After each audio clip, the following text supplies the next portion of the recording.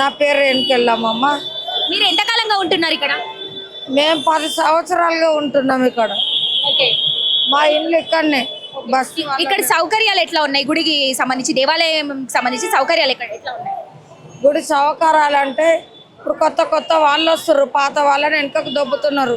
గుడిలో ఉన్న వాళ్ళు కూడా మమ్మల్ని ఆశ్రయించుకొని మీరు బయట ఉండాలంటారు. పోలీసు వాళ్ళు ఎలగొడుతున్నారు. ఈ జంగాలలో కూడా మరి శివసత్తులు గారు, మీరు దొంగ శివసత్తులు దొంగలు అంటున్నారు. మరి మమ్మల్ని నోటికొచ్చిన మాటలు తిడతారు బిడ్డ. మరి అనుకున్నవి అన్నీ జరుగుతలేవు. మాకు అనరాని దెబ్బలు, పడరాని దెబ్బలు ఎక్కడంటే అక్కడ.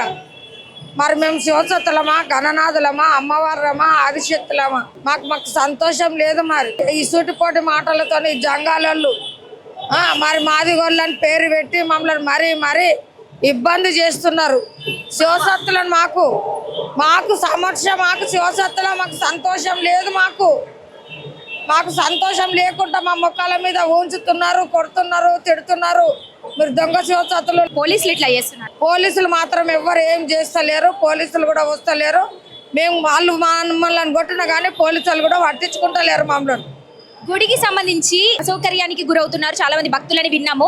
ఇక్కడ లోపల వాష్రూమ్స్ ఎట్లా ఉన్నాయమ్మా? గుడిలో బాత్రూమ్లు మాత్రమైతే ఇంట్లో లేవు, అక్కడ పక్కకే ఉన్నాయి.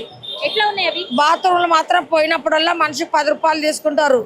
ఆ బాత్రూమ్లు కూడా సరిగా లేవు, నీళ్లు కూడా సరిగా ఉంటలేవు. అందులో వచ్చిన ప్రజలు కూడా చాలా ఇబ్బంది పడుతున్నారు. లైన్లలో కూడా చాలా కష్టం ఉన్నది.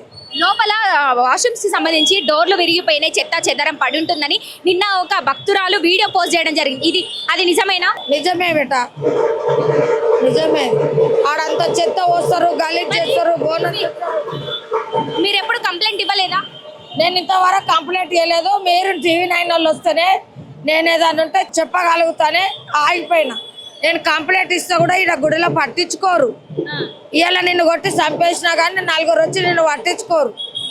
ఆ మనిషి చావని అంటారు. నిర్లక్ష్యం అనిపిస్తుంది. అయితే ఇక్కడ నిర్లక్ష్యంగా అనిపిస్తుంది. ఒక మనిషి చచ్చిపోయినా కానీ సావని అనుకుంటారు. చచ్చిపోయినాక వచ్చి అది ఎట్లా చచ్చిపోయిందని అడుగుతారు. అడిగి ఇచ్చేస్తారు. కానీ మనిషి మంచిగా ఉన్నప్పుడు మాత్రం ఆ మనిషికి శాతారు చేద్దాము, నిలబడదాము, శివసత్తులను గలీజు మాటలు అనొద్దు, కొట్టొద్దు, చెయ్యొద్దు అని ఇట్లా చేయరు. మాకు సహకారం ఉండరు. మీరు ఏం చెప్తారు? ప్రభుత్వానికి ఏం చెప్పదలుచుకున్నారు? ముఖ్యంగా వేలాది మంది భక్తులు నిత్యం వస్తూ ఉంటారు ఈ ఆలయానికి. మరి ఇక్కడ వాష్రూమ్స్కి వెళ్ళేటువంటి మహిళలకు ముఖ్యంగా చాలా ఇబ్బందులకు గురవుతున్నా అంటున్నారు కదా, మీరు ఏం చెప్తారు? ప్రభుత్వం ఇబ్బందే ఉంది, బాత్రూమ్కి ఇబ్బందే ఉంది. మా శివసత్తులకు, గణనాథులకు పోవాలంటే మాకు బాత్రూమ్లు కూడా సహకారంగా లేవు. మేము డబ్బులు ఇచ్చి పోవాలి. మా గణనాథులకు కూడా మాకు సంతోషం లేదు.